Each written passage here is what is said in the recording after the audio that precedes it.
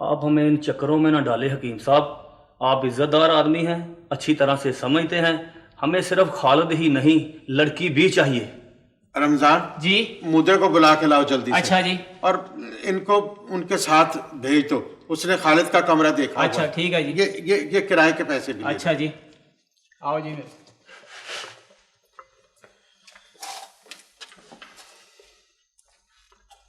سنیے بھائی صاحب،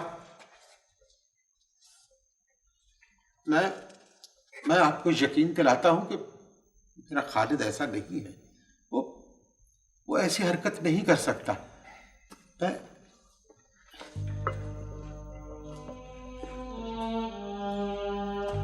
ابا جی یہ کیا ہو گیا؟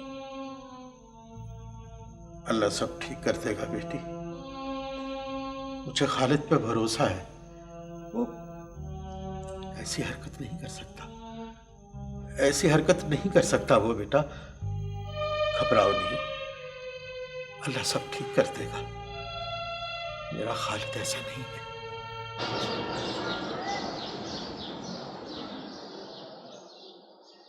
پروفیسر صاحب آپ نے بالکل ٹھیک فرمایا، وہ ٹھیکیدار کریم داد ہے نا، اسکول کے لیے جگہ تلاش کر رہا ہے، جو ہی اس کی رپورٹ آئے گی انشاءاللہ آگے بڑھیں گے، تب تک خالد بھی آ جائے گا، میرا اسسٹنٹ ہے، شاید گاؤں گیا ہوا ہے، اس نے کمیٹی کی ورکنگ کے لیے بڑا ہی عمدہ مینیفیسٹو ترتیب دیا۔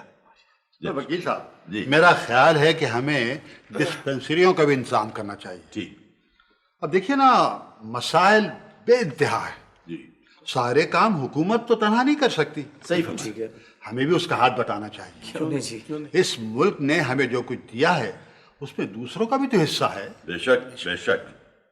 مشی صاحب آگے بڑھیے۔ سر بس آج کی میٹنگ کا یہی ایجنڈا تھا۔ بس تو پھر ایسا کیجئے کہ گرم گرم چائے پلوائیے۔ واہ بہت اچھا خیال ہے۔